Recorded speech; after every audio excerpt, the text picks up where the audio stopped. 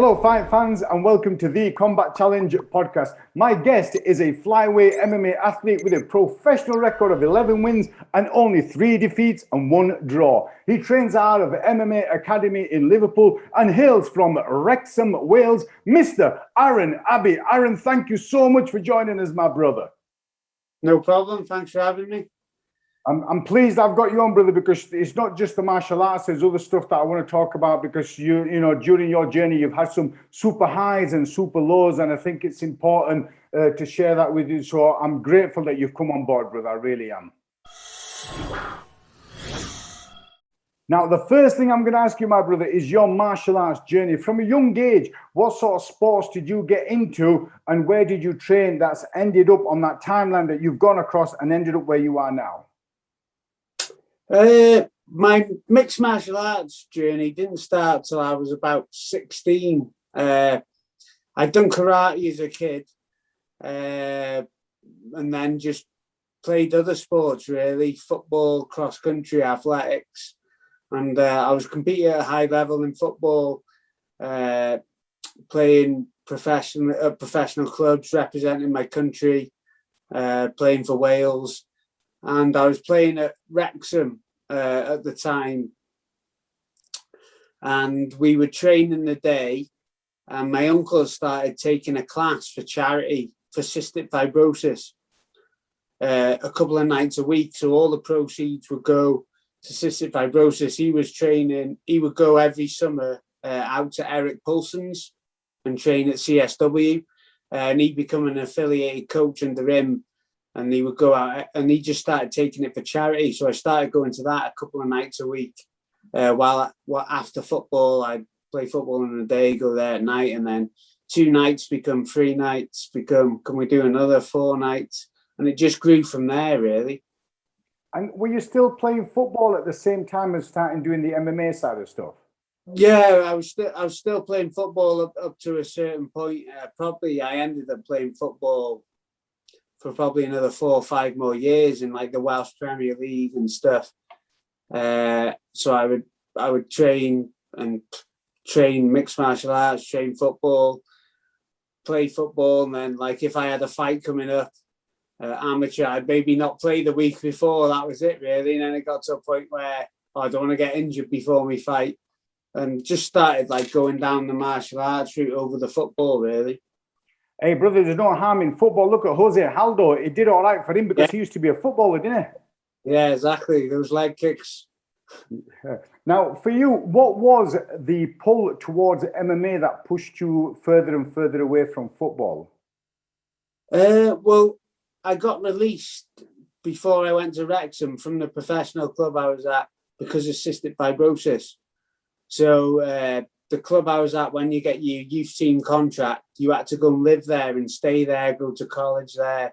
And they didn't want to take a risk with someone with cystic fibrosis. So, which was obviously heartbreaking at the time because I was like captain of the team, top goal scorers, only me and one other playing international football.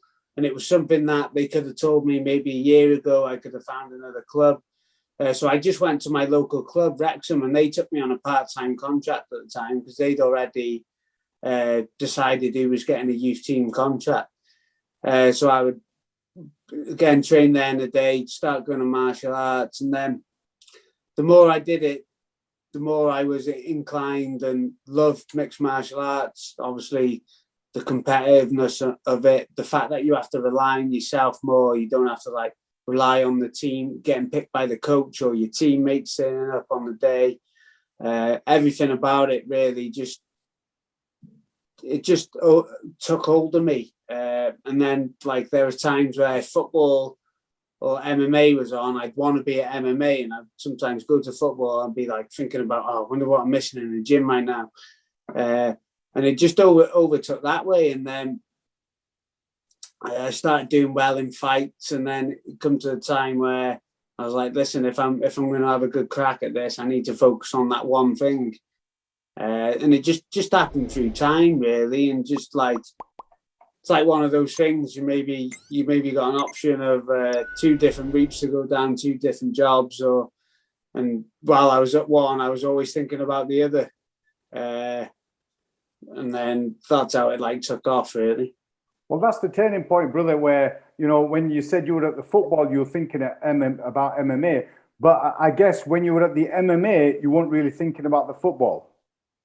No, yeah, that's right. Obviously, I enjoyed football and the crack with your teammates and everything, but and like I would still have a kickabout, you know, to this day.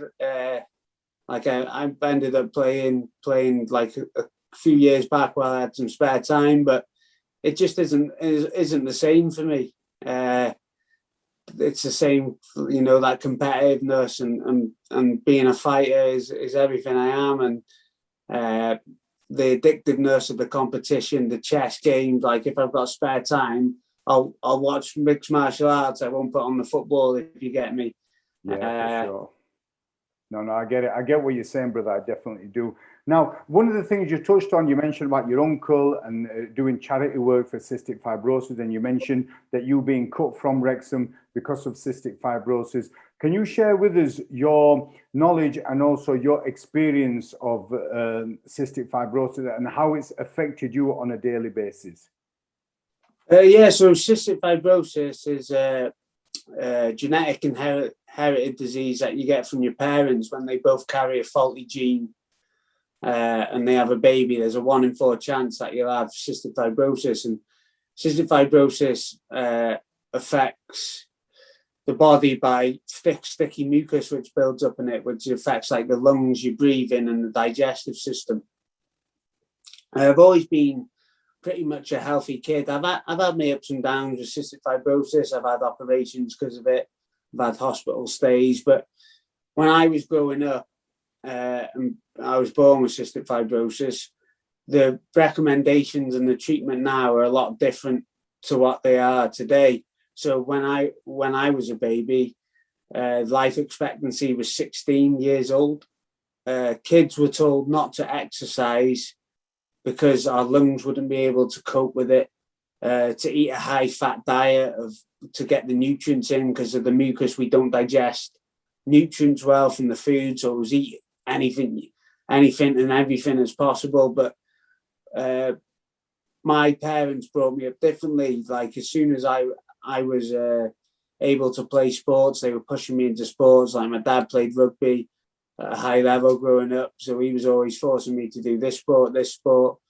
And growing up as a kid, I didn't really know much about cystic fibrosis. I used to think all my friends had to have tablets when they eat, or had to go to the hospital every 4 weeks for a checkup, or used to have their physio and nebulizer, and then I'd like stay at people's houses, and I'm like, why aren't they having their physio and nebi?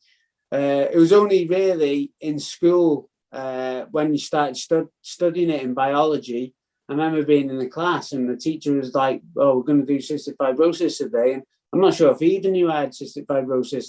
And they were going on a bit and they were like, yeah, they don't live till they're past 16. They're very lucky. And I remember thinking in the class, oh, crap.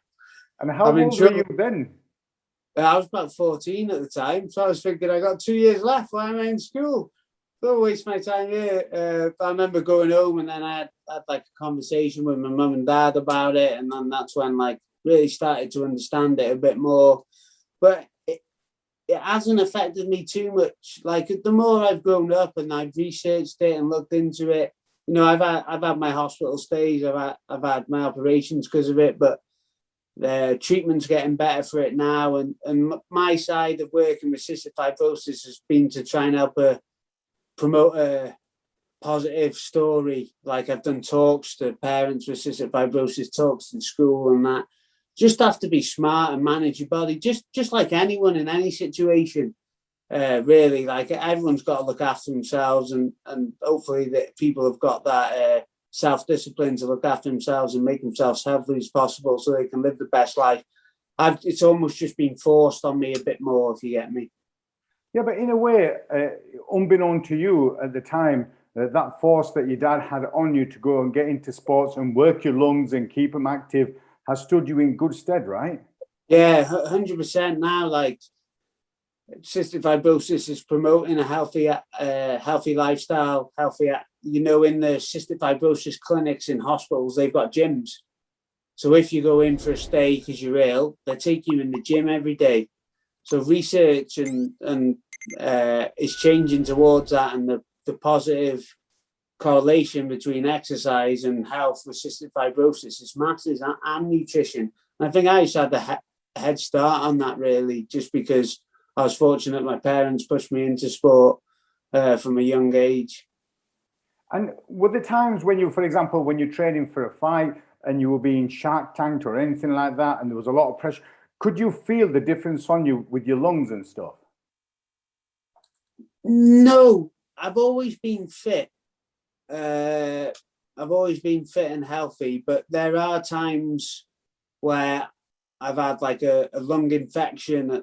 I fought one fight on FCC and my lung function. I always go and get a checkup after my fights just to make sure everything's all right. And my lung function was at 44% of its capacity.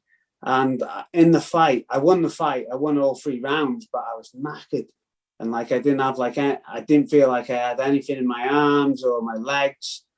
And then that's when you can tell and you feel the difference. But if my lungs are healthy, like I'm just working at what I know, and what I know is good. And since like new treatments coming out, and like after being ill with cancer, when I started back training, I thought I was healthy at the time.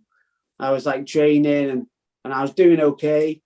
But as time's gone on and I've got healthier, my lung function started to improve more the longer I've got away from chemotherapy and the operation.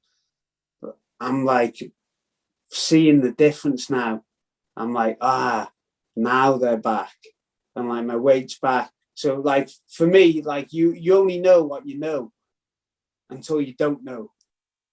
Do you get me? So like things are getting better now, and I'm starting to notice a difference. And where at times I might think I was all right, but that's because I didn't know any different. Yeah, for sure, brother. And one of the things you touched on there was the cancer. If it's okay, could you share with us what the symptoms were? How long did you go untreated? What was the diagnosis? And talk us through the treatment and the chemotherapy afterwards. Okay, yeah. So I had a battle with cancer for, I think it was about 2 years. It was in the lead up to my 3rd fight on ACB with Danny Missing. And I remember I just started having pain.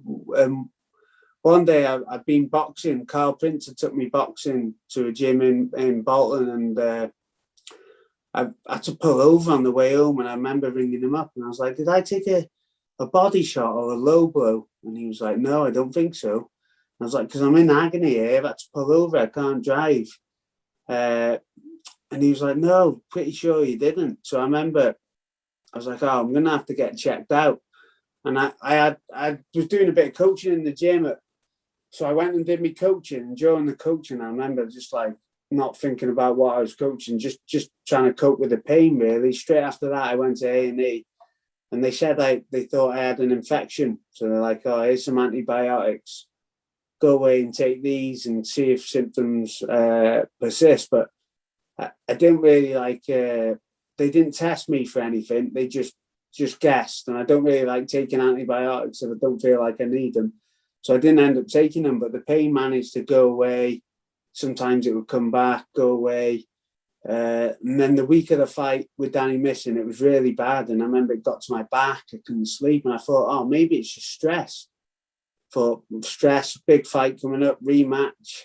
A lot of press going into it and talk and stuff.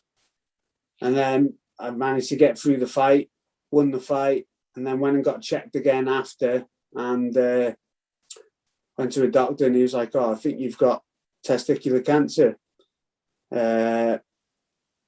We'll get you booked in for a scan. And then the cancer journey went from there, really. Started there and just carried on for, I think it was about 2 years.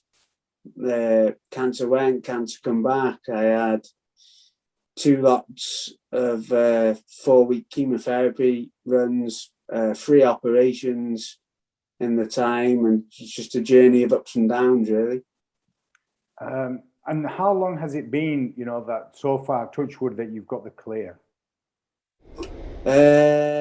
So I think we'll be coming up 2 years since I've had the all clear. I fought 9 months after the operation. So yeah, just over 2 years now. Good on you, man. Well, the thing is, it's not just, you know, the genetic of the cystic fibrosis that you've got. You've had the cancer, and you've been able to shake that off, brother. And like you said, you just got to go day by day, right? Yeah, I think it's one of those things. You have to look at focus on the next day, the small goals, and that's the toughest part about it. You don't know what's around the corner. Your purpose has been taken away. Everything about you might have gone, and you're just thinking, am I going to survive this? What's next? I got this treatment coming up, this treatment. You almost live in that journey, and it's hard to get yourself out of that routine, but you have to find ways to do it. And sometimes, like, you can't say, oh, just be happy about it, or no, sometimes you just got to fight and just fight through it. Yeah, for sure, brother, man. But well done, man. And hopefully that'll be behind you and you can move forward. Now, talking about fighting, brother, your last fight was in Dubai against Mohammed Gamal. How did you end up coming across that fight? You know, who got that sorted for you? And then talk us what you knew about Mohammed Gamal, and then talk us through the fight, brother. So I trained like all year. Like, I don't take time off. I don't get myself out of shape where I need to, like 4 or 5 weeks to make weight. And it was coming up to my 30th birthday, and I was training all time fit, and we were like looking for fights, and like people asking me, what do you want to do for your 30th? Do you want to party? And I'm like, no, I don't want to be 30. I don't want to be old. Just trying anything to put me off. And then one of my coaches and teammates, Steve Nightingale, he rang me up one day. He was like, you fancy a trip to Dubai? I was like, when? He was like, 2 weeks. I was like, yeah. Why? He was like, I got you a fight. I was like, what day? He was like, February 7th. I was like, awesome, that's my birthday. That's a great birthday present. So I didn't even ask who at the time. He was like, send me your passport over. So I was like, awesome, sent it over, got it all confirmed. Didn't really look into him that much because you got 2 weeks. Like, it ain't gonna be like you can start working stuff and drilling it and getting in that muscle memory 8 weeks out. Just feel like you just got to go in the fight and be you. And that's what I mean. After everything I've gone through, I'm here for experiences and positive ones now. I'm not bothered about who I'm fighting or when I'm fighting. I just want to fight as often as possible on the best shows as possible. So it was one of them things, really. It was no better way to spend my 30th than getting a trip to Dubai, having a scrap on your birthday, and just going from there, really. So that fight that you had with Gamal, can you talk us through that fight for us, my friend? Yeah, so it was a pretty straightforward fight. In honesty, just use my strengths, managed to push him back to the cage, get the takedown, stay on top for most of the rounds. I think I got swept once, and I fell off the back once, but every time I ended up on my back, I ended up coming on top pretty soon without taking any damage. Just use my game. Obviously, we didn't know too much about him, and I didn't want to overthink it, and so I just thought how I spar, really. Just enjoyed it, but it wasn't. It was like a pretty straightforward fight, to touch wood, and straight after that we were looking for more fights straight away. It was only that everything come in with the pandemic and everything that we had to be put on the sideline again. Yeah, for sure, brother. Now that was with a different promotion. Congratulations on being signed to Cagewarriors. That's really cool, man. And with Cagewarriors, how did that come about? Where were you when you found out about this signing? So I got offered it through Carl Prince. I've trained with Carl for I think 6 or 7 years now. He used to be he was probably one of the first guys doing MMA pads back in the day. So where we trained in Liverpool, my coach Jason Tan, we used to train at SBG Manchester with Carl Tanswell. We were like affiliates, so every Tuesday we would go there. Every Thursday they'd come to us, and Carl was one of the guys training there at the time. So I met him there, and then Carl went into coaching, started doing like MMA pad work sessions. So I started like going to Carl once or twice a week, training with him. I mean, he's got his own gym now, Manchester Top Team. So I go there a couple of times a week, and he'd been speaking to Ian Dean about me, and Ian Dean was interested in signing me. So it just come about through that, really. Carl messaged me one night saying Ian Dean was interested. Would I be interested? And it just went from there. And is there a date in mind for your debut on Cagewarriors? In June, it'll be on the trilogy in June. Oh, awesome, man. And you don't know who you're fighting yet, brother? No. And the other thing I want to ask you, Aaron, is along your martial arts journey, you would have had different mentors and coaches that would have assisted you. Is there any one of them that have played a significant role within your martial arts career? And if so, who and what role have they played? To be fair, I've been fortunate to have so many great people around me. Like, obviously, I started my journey locally with my uncle, and there was people who trained there, like Gareth Roberts, Nick Jones, Bashley Wilson, who all competed at the time. My dad was training there as well, because he used to take me. So I started my gym local, and then it was only when I wanted a bit more and a full-time gym, that's when I ventured out into the MMA Academy, Liverpool, with Jason Tan and Peter Davis at the time, were the head coaches, and like James J. Owen, who's a jiu-jitsu coach. And then from there, I met great people like Carl Prince, Steve Nightingale, who's one of my main coaches and training partners now. So I've been fortunate to have many great people around me who've helped push me on my journey. And I think that's one of the things. I've got so much knowledge and so much support from everywhere. It's like I train at a couple of gyms, but they're all interlinked. They've all had relationships with each other, and it's everyone's on the same path, the same dream together. And I've been fortunate to pick up so many things from those people that, you know, they, like I said earlier, you can control your destiny more in MMA than football. You're not relying on someone to pick you, or you're not relying on your 10 other teammates who are playing at the time. But the thing is, you do go in there with that preparation from everyone else, that support from everyone else. You know, if you didn't have your teammates training with you, you ain't going to be successful. If you haven't got your coaches with you, you ain't going to be successful. So I've been fortunate that I've been pushed down that right roads and had so many great people around me, and we're all working together. And like I was saying the other day to someone, I've been in that cancer room, or I'm in that hospital, and you know, Steve Nightingale's been in there with me, Jason Tan's been in there with me, Carl Prince has been there with me.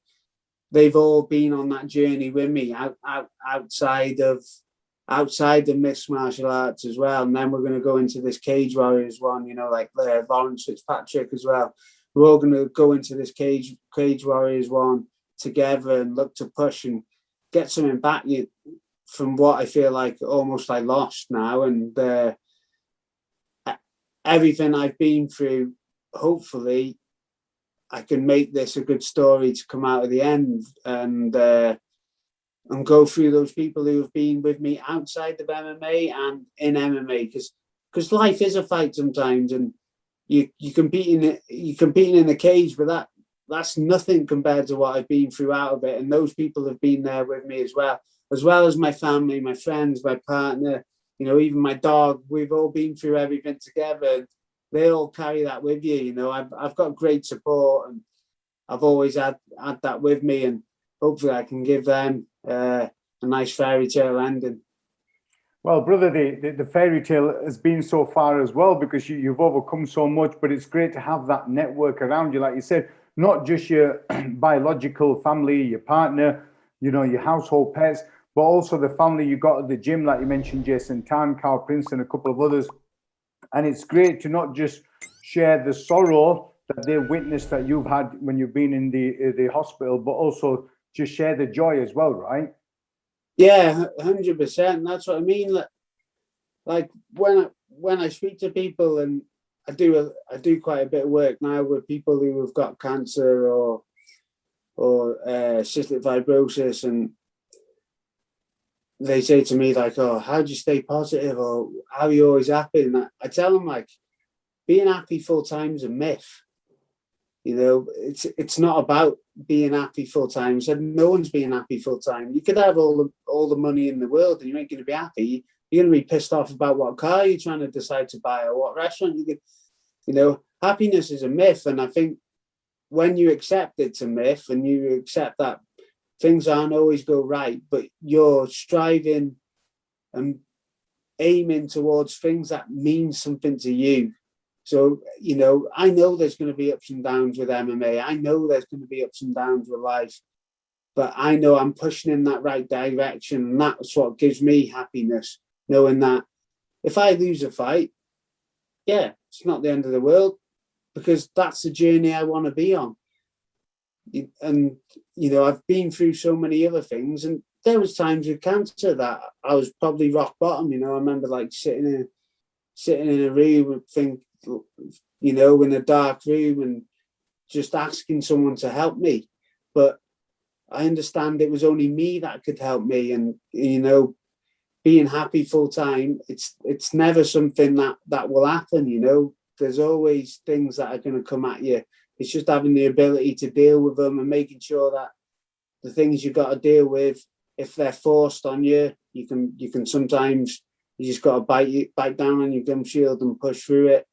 And or if they're not forced on you, and it could be like losing a fight or getting injured in training, that's the journey you're on because you want to be on it. So you have to accept there's going to be ups and downs with it as well. Yeah, for sure, man, for sure, definitely. And for you, because you've been through so much, brother, I think it's made you really resilient, but also to have that mindset. There's a lot of people that it takes them years to get to the point of like contentment, or sometimes they don't even find it. And it's coming across that you've kind of got to that stage, you're content and you know what you want out of life, and you know that there will be ups and downs, but you just got to work your way through it, right? Yeah. Like, don't get me wrong, I'm never going to be happy with where I'm at, or I'm never going to like be satisfied with what I've achieved, but I'm happy because I'm trying to strive towards something I enjoy and something I like and something for me and the people around me. And that's what makes me happy, is being unhappy with the things that I care about.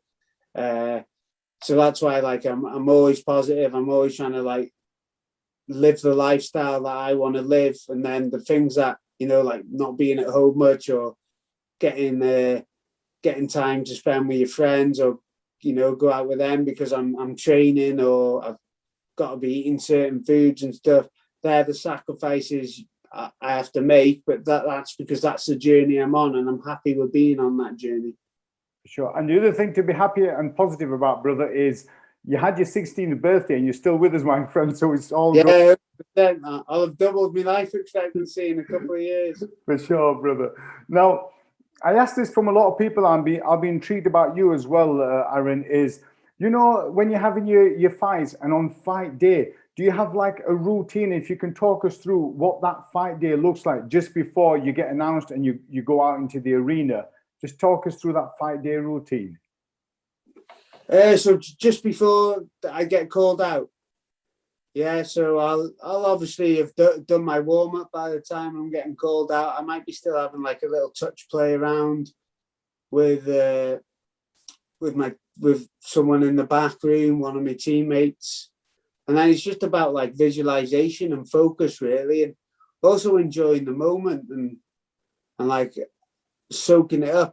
Because I had times early in my career where I wouldn't like enjoy the walkout, or the walkout would be the most nervous part because I'm not used to that. Where I'm used to, as soon as like I get in there and the bell would ring, it'd be like, I do this frigging every day.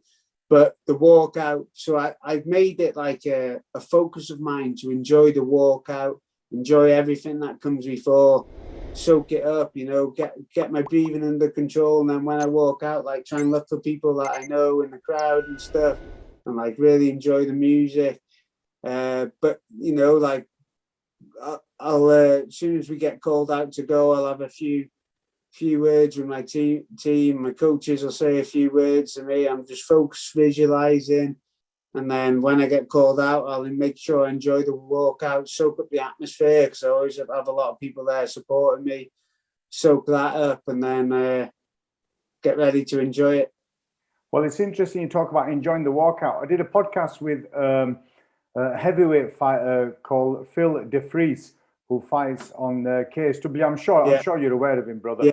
He's something like 5 times defending, reigning KSW heavyweight champion. But he was saying to me when I was talking to him back in the days, he used to struggle a lot with anxiety. But now he's overcome that. And before he would absolutely hate the walkout. He'd hate go, and he'd be questioning, why am I even fighting? And now he just savors every moment, and he comes out and he's really soaking everything in like a sponge. And that's the same for you as well with the walkout, right? Yeah, because obviously, like early on in my career, like probably like the first 5 fights, I remember like being there and being like, what the hell am I doing? I got nothing better to do than go and fight in a cage tonight with someone else. But then like as soon as like the more I compete, the more I enjoy competing. And then like the last thing for me was maybe the walkout. I'd be like, right, as soon as my name is called out, try and get there as quick as possible, get myself in there, because I knew I'd feel relaxed as soon as the bell went. And then I was like, right, I need to stop this now. So like I remember I made an effort one fight of making my walkout tune longer, having like an introduction, slowing it down, walking out, enjoying it, having a little bounce, like I was at the top of the stairs, have a little bounce, walk down the stairs, have another little bounce, walk to the walkway, just made it like a thing, right? I'm going to have to try and get used to this. And that's how I did it, just by facing it. You kind of forced yourself and put yourself in that position, whereas there would have been a time, I'm sure it would have been like a gauntlet for you just to get through, whereas now you've kind of forced yourself to enjoy it. Like you spar all the time, you get in the cage all the time, you train all the time, you fight, but you don't walk out in front of thousands of people all the time and have everyone shout. So that's why it's nervous, because it's new to you. It's almost like probably when you go to a new gym, that makes you a bit nervous, or you do something you're not used to, you're going to be a bit nervous. So try and make it something to enjoy. Yeah, for sure, man. Now, brother, you've had loads of fights, both with the professional side of stuff. Now, for you, out of all the fights that you had, my brother, is there any fight that has been most rewarding that you could share with us? So that would be the return after the cancer, the first one. Just because when I was ill and everything I was going through, and like people like being told, "Oh, right, you will. You might not make it out the other end. You ain't gonna fight again." It was something I always held on to, was the fact that I was going to fight again. And for me, I'd set that goal as cancer being over once I competed again. So for that fight, that's the one that sticks out most for me, even though it was a draw. And in hindsight, it was probably a bit too soon, 9 months after the cancer and the major surgery. But that was the one for me that was the most rewarding, because it wasn't just my journey to get back in there. It was everyone's that had helped me, everyone that had supported me and been with me through those days. Everyone had who come to the hospital to see me, or who would spend time with me at home, like when I was being sick. People would pick me up, drive me places. It was everyone's journey together, and it was the thing that I held on to. Like, that was my focus to get me through it. That because I'd gone from training every day to not being able to train at all. I'd gone to I weighed 49 kilograms in weight. I was like getting up every day and I'd be like, what treatment have I got today, rather than when am I going to the gym or who am I going to see today? And that's a collective effort, because, you know, cancer doesn't just affect you, it affects the people around you, you know. And my partner hadn't slept for like 4 weeks because I was up all night in pain. And then she would go to work and then someone else would come try and look after me. Like Debsy would come to the hospital on days other people couldn't be there. My dad would drive to the hospital at like 10 o'clock when he'd finished work to see me some night. You know, my friends, my teammates would be there to see me. It was a collective journey. And for the fight especially, it was the main event of UKFC. So a lot of people had gone by the time, but I had like sold around 200 tickets that night. And the ring announcer, Brian Lacey, when he called me out, he spoke about a bit of the journey. When I was at the top of the balcony, I was looking down and I could see everyone who'd been on that journey with me, other than some of the hospital staff who I invited, but they couldn't make it at the time because, you know, they played a big part in it, like my CF nurses, my CF team, my cancer doctor. I could see people who'd been on that journey with me. And I think, you know, that was the most emotional thing, because as soon as I stepped back in there, for me, that was ending it, or almost like everything that was inside of me that night, like the frustration of it, the worry of it, the happiness that I was cancer free but hadn't fought yet. That was all in there until after that fight. And even the fight was like a battle. Like the first round I won, the second round was a 10-8. And then I come back in the third round and I win the third round. And that's almost like my story. And like I said, it would have been the perfect ending in the post-fight interview for me if I would have come back and won. But a draw it was. And I always say my life's not meant to be perfect, but hopefully it's meant to give people hope. And if I would have come back and won, that wouldn't be the Aaron Navy story. You know, Aaron Navy is about the underdog. And that's why when we go to Cagewarriors now, we're going to be the underdog, and we're going to compete and we're going to do well. But that fight for me, and seeing everyone there when I walked in, and almost like the release of, right, that's my cancer journey gone. That's behind me now. Let's look on. Let's move forward. That was the most rewarding fight for me. But like you said, brother, it has a ripple effect with all those people that get affected because of you, like you mentioned, your partner, your friends, family, your father, other people. And on the day, it must have felt like it's kind of having closure for cancer and putting that behind you, right? Yeah, 100%. Like I remember, like even like the third round of the fight, I was on top of him with like 30 seconds to go, and I'm trying to like rain down ground and pound. And about a meter away from me is my cousin Daniela in the crowd, like screaming, and like I'm thinking like all those people were there for me, you know, like during that journey, and they were all there for me for that fight, and hopefully it was closure for them as well. And like that was the most probably, you know, the most proud moment I've had, but not just for me, but for everyone, because it was a collective journey that we all went through, and getting back in there for me, that was like the goal I set in my head. So that was the end of it, and like you said, the release.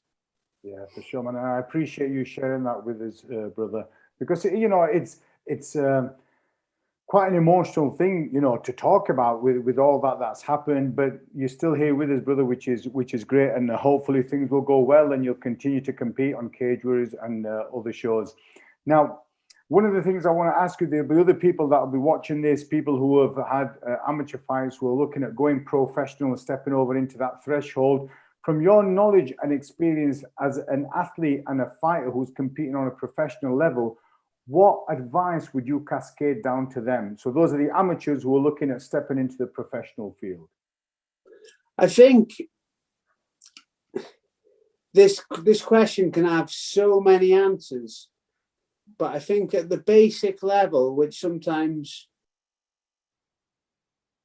people maybe leave out, is that obviously if you've started, that's goal one.